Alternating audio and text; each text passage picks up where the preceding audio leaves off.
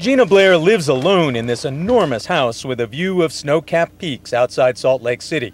It's the kind of house she always wanted to live in. She treats it as if it were her own. And that's because it isn't.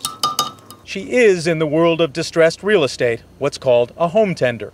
I've always wanted to have a studio with north light, and it's even better that there's this incredible view. It's 5,500 square feet. 6 bedrooms, 4 baths, and she keeps the place in pristine condition. She lives in this foreclosed house to fill it with furniture, make it look lived in, and to help it sell. How does this compare to places you've lived? It's phenomenal. I've never lived in a home this big in my life. This is the richest house you've ever been in? It is. It's the largest home, the nicest yard, landscaping, furnishings, everything. I mean, it's beautiful. She pays just $650 a month, pretty cheap, but if she does her job well, the payoff for the owner is big. I have to keep it clean. Every single morning I get up and I go through a routine of making the beds, wiping down mirrors, sinks, flooring, watering plants, trimming things, making sure that the yard's immaculate. She does it to save money and pay off the debt she ran up starting her business. Her boss, if you want to call her that, is Kathy Cardenas, who has a fast-growing business filling empty homes with home tenders in 9 western cities, from Boise to Denver, San Francisco, and Los Angeles. What was it about the idea of having somebody actually living in the house that you thought that was a good idea? Because of security. I mean, you hear in the news all the time, these homes are getting broken into, they're getting copper ripped out of the walls, appliances stolen. The purpose is to stop empty houses like this from being looted and falling apart. The service is free to the homeowner, whether it's a bank or a person. Cardenas makes her money from the rent. No double dipping. Up the road, David Hill lives with his wife and 3 kids. He's been laid off, and she's a teacher, but they live in the luxury of 9 bedrooms and 7 baths, $500 a month. It's great for playing hide and seek. Ready or not, here I come. So how does this rate compare to the other places? Oh, I like this one the best so far.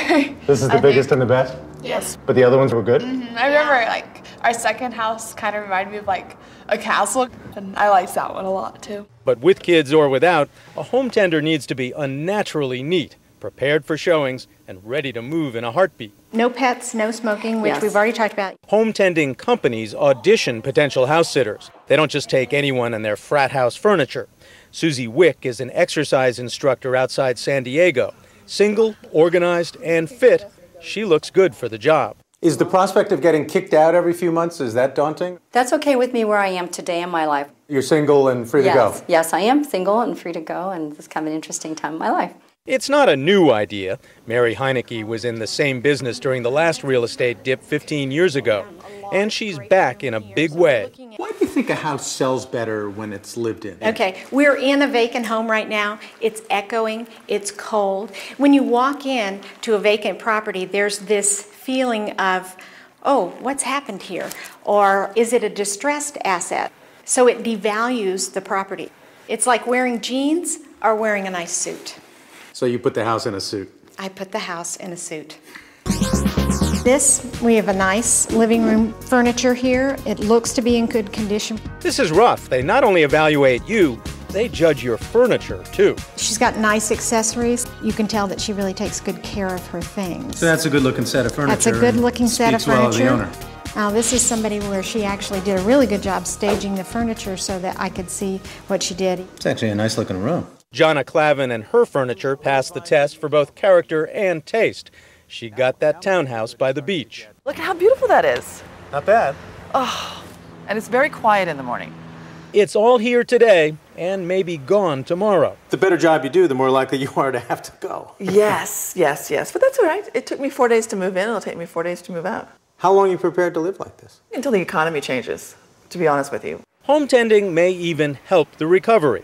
Back up there in Salt Lake, Gina Blair is spending money on a house that would otherwise be a dead spot in the local economy. So my being here kind of sets off a domino effect. Now I'm paying utility bills here, I'm watering the lawn here, I've got landscapers coming here, I've got furniture that I'm buying, and so that's helping the economy just in little bursts here and there. And it's not bad work, if you can get it. This is Brian Rooney for Nightline in Salt Lake City.